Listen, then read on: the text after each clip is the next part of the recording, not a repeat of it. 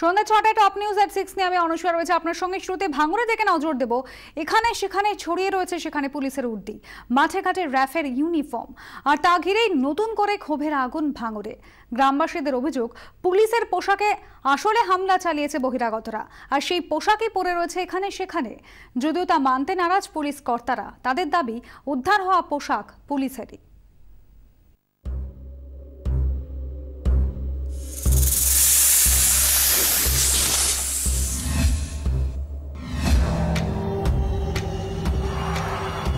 ভেতরে বিভিন্ন জায়গাতে এই ধরনেরই জলপাই রঙা উর্দি সে সমস্ত পড়ে রয়েছে জায়গায় জায়গায়, এবং এগুলো গ্রামবাসীদের বক্তব্য যে এই পোশাকগুলি এইভাবেই মাঠের মধ্যে পড়েছিল।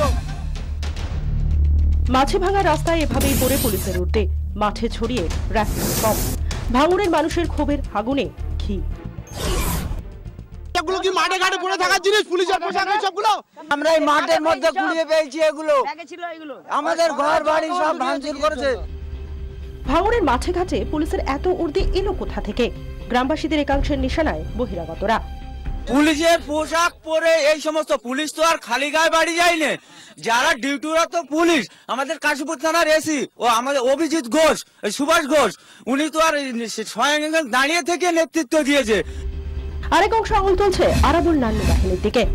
যত আছে আরাবুল নান্নু বা হইবার, এদের সব গুন্ডা বাহিনী এসে পুলিশের পোশাক পরে ওরা বোমাবাজি করেছে, গুলি চালিয়েছে, সাধারণ মানুষকে 2-3 জনকে মেরেছে। পুলিশ জনতা খণ্ডযুদ্ধের পর কেটে গেছে গোটা একটা দিন। রাতেই ভাঙড় ছেড়েছে পুলিশ, তারপরও ভাঙড়ের মাঠে ঘাটে এত উর্দি ছড়িয়ে কেন? গ্রামবাসীদের অভিযোগকে গুরুত্ব দিতে নারাজ পুলিশ কর্তারা। তারা বলছেন উদ্ধার হওয়া উর্দি আসলে পুলিশেরই।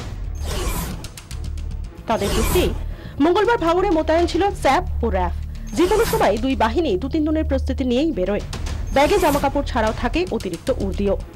পুলিশ কর্তাদের দাবি, মারমুখী জনতার হাত থেকে বাঁচতে মঙ্গলবার ব্যাগ ফেলেই পালান পুলিশ কর্মীরা, আর সেই ব্যাগ থেকেই ছড়িয়েছে খাকি ও র্যাফের উর্দি। তাদের যেটা দাবি যে অনেক সময় পুলিশ কর্মীরা উত্তেজিত জনতার রোষ থেকে বাঁচার জন্য তারা নিজেদের উর্দি খুলে তারা কিন্তু পালিয়ে বাঁচার চেষ্টা করেন, কিন্তু মূল রহস্যটা কোথায় সেটা কিন্তু এখনো স্পষ্ট নয়।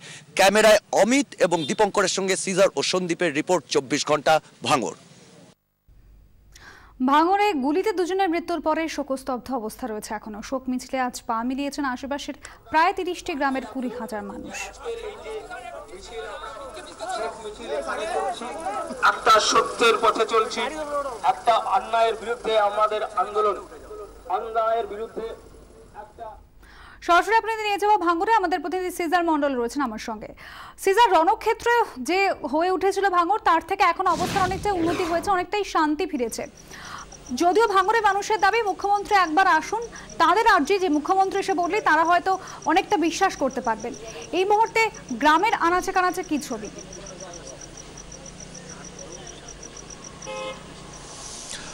দেখো, গতকাল যে পরিস্থিতি তৈরি হয়েছিল, কার্যত অগ্নিগর্ভ হয়ে উঠেছিল ভাঙড়ের এই এলাকা, সেই পরিস্থিতি কিন্তু আজকে নেই, এটা ঠিক। কিন্তু তার পাশাপাশি কিন্তু একটা চাপা উত্তেজনা রয়েছে, এবং সেই চাপা উত্তেজনা মানুষজনের মধ্যেও ছড়িয়ে রয়েছে। সেই থমথমে পরিবেশটার মাঝখানে কিন্তু আজকে এলাকার গ্রামবাসীরা এই যে প্রস্তাবিত পাওয়ার গ্রিডের প্রায় 2 থেকে 2.5 কিলোমিটার ব্যাসার্ধে প্রায় 30টি গ্রামে প্রায় 20,000 মানুষ আজকে যারা গুলিবিদ্ধ হয়ে যাদের মৃত্যু হয়েছে, সেই তাদের আত্মার প্রতি শোক জ্ঞাপন করে তারা একটা শোক এবং শান্তি মিছিল তারা বের করেন।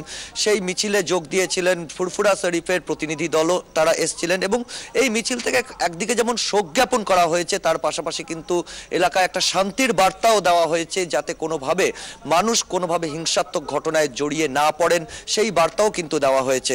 এবং সেই সব মিলিয়ে কিন্তু একটা স্বাভাবিকত্ব ফেরার দিকে এগোচ্ছে। কিন্তু তার পাশাপাশি এটাও ঠিক, ভাঙড়ের মানুষের কাছে, ভাঙড়ের মানুষ যারা এই আন্দোলনের সঙ্গে যুক্ত, তারা একদিকে যেমন আশ্বস্ত হয়েছেন, মুখ্যমন্ত্রী বলেছেন যে এখানে পাওয়ার গ্রিড হবে না, কিন্তু তার পাশাপাশি তারা কিন্তু পুলিশ প্রশাসনের ওপর কিন্তু ভরসা রাখতে পারছেন না।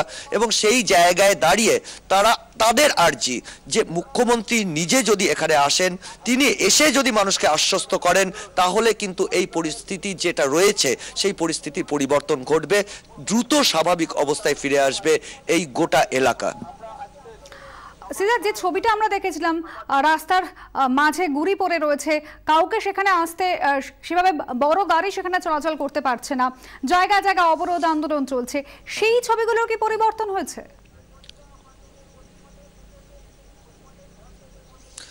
দেখো, অবরোধ এখনো রয়েছে, কারণ এখানকার মানুষের আশঙ্কাটা রয়ে গেছে। আমি একটু আগেও তোমাকে বললাম, তারা মুখ্যমন্ত্রীর ওপর ভরসা রাখতে পারছেন কিন্তু প্রশাসনের ওপর ভরসা রাখতে পারছেন না, কারণ যে প্রশাসন একসময় তাদের আশ্বাস দিয়েছিল যে তারা এখানে পাওয়ার গ্রিড হবে না এবং তার পরবর্তীতে ডিসমেন্টেল করার যে প্রক্রিয়া, অর্থাৎ বিদ্যুৎবাহী তার খুলে ফেলার যে প্রক্রিয়া শুরু হওয়ার কথা ছিল, সেগুলো হয়নি। তার পরবর্তীতে তাদের একজন নেতাকে গ্রেপ্তার করে পুলিশ, পরবর্তীতে ছেড়ে দিল। সেই জায়গা থেকে যে একটা অবিশ্বাস কিছুটা তৈরি হয়েছে, সেই জায়গায় দাঁড়িয়ে কিন্তু এই মুহূর্তে তারা পুরোপুরি প্রশাসনের ওপর ভরসা করতে পারছেন না, এটা তাদের দাবি। তারা আশঙ্কা করছেন যে আবারও হয়তো পুলিশ আসতে পারে।